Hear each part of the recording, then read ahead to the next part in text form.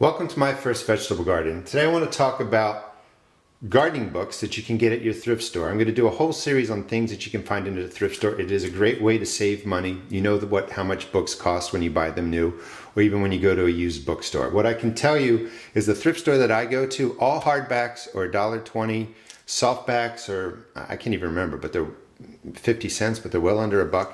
And then you can find magazines for $1. So everything on this table, let's see, 2, 3, 4, 5, 6, 7, 8, 9, 10, 11, 12, 13 hardback books, which would easily be over $100. Cost me maybe 20 bucks for everything on this table. But you can find all kinds of stuff. Here's a complete book on the Complete Gardener. Illustrations, different things in there. This is one of my favorite books. You can find higher end books too. Container gardening, it's just loaded with pictures. First, you can even see the zones if you're learning about where your garden zones are, and just everything that you can grow in containers. For $1.20, this is just an outstanding book.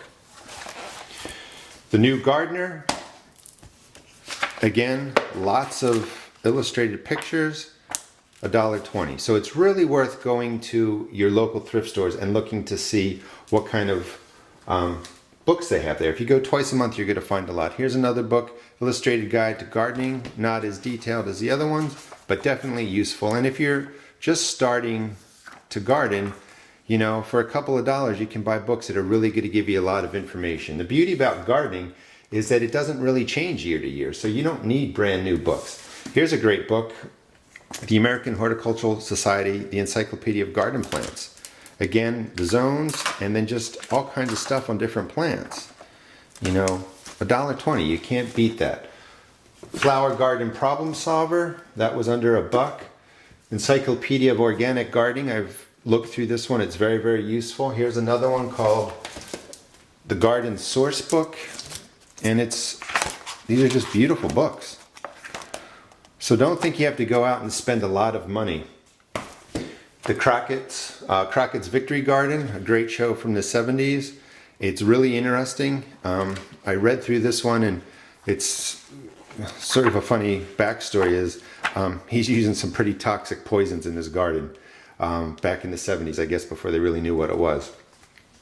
Here again, you can see part of my addiction, Reader's Digest Illustrated Guide to Gardening, and you know, now I have 2 of them. The other thing that I enjoy is getting the magazines. This magazine is from 1980, so it's 35 years old, and it's just kind of fun to look through what was going on 30 years ago when I was much, much, much younger. But all this information holds true today, you know, as well as it did when it was 1980. You can find paperback books from the 70s. They're fun to look through, and even these little, you know, vegetable gardening books that this is probably from the 60s, early 70s. But this is a great way to save money.